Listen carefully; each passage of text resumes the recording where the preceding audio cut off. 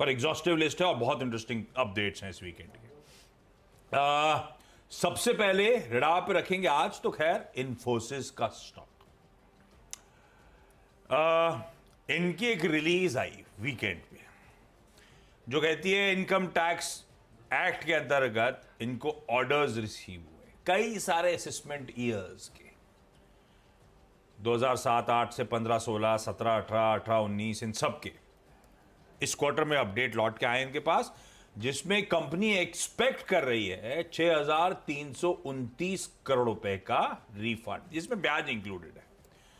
अब कंपनी कह तो रही है कि वो अंडर द प्रोसेस है, इम्प्लीकेशंस क्या है इस ऑर्डर्स के, इनके फाइनेंशियल स्टेटमेंट्स पे जो मार्च क्वार्टर में या मार्च ईयर के ये लोग प्रेजेंट करने जा रहे हैं। तो इसका मतलब है बेसिकली 31 मार्च से पहले आ ही गया है, वही वीकेंड आ ही गया होगा। अब इनको वो एडजस्टमेंट्स प्ले आउट करने हैं, तो कैसे करेंगे वो उस पर वर्क कर रहे हैं।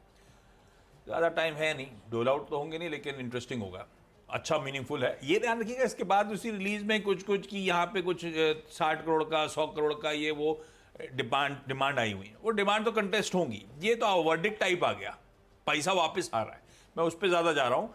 इन्फोसिस को आज के लिए मैं ग्रीन रखता हूँ, ये बिल्कुल आउट ऑफ द बॉक्स था, सरप्राइज के तौर पे था। तो भाई इन्फी ग्रीन है आज उस 6,329 करोड़ रुपए के एक्सपेक्टेड रिफंड के चलते।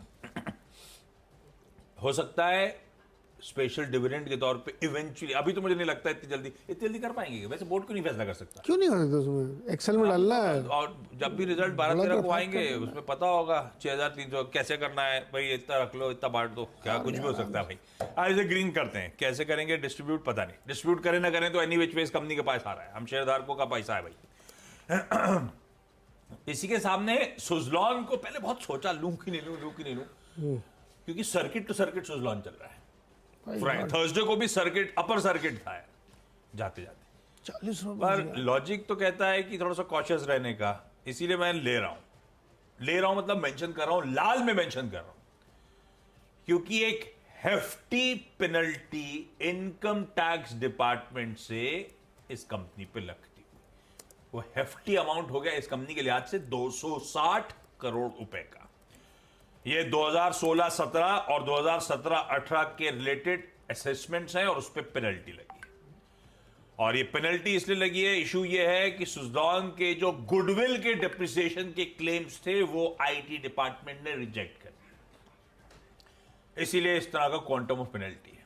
बट ऑब्वियसली इतना बड़ा मैग्नीट्यूड ऑफ पेनल्टी का कंटेस्ट होगा, पर थोड़ा सा अब सर्किट टू सर्किट मूव कर रहा है, मुझे नहीं पता कहां से इतनी डिमांड आ रही है, हो सकता है आज भी, इसलिए अपन वॉच करेंगे, कॉशियस रहिएगा सुजलॉन की इस पेनल्टी न्यूज के चलते। तीसरा रखा हिंदुस्तान एरोनॉटिक्स, या जिसे हम HAL कहते हैं। दो न्यूज पिक्स हैं, ध्यान रखिए इसके लिए। पहला था कोचीन शिपयार्ड से इस कंपनी ने कॉन्ट्रैक्ट बैक करा। अब 6 sets of LM-2500 gas turbine और GT auxiliary spares tools Indian navy की next generation missile vessel project के लिए।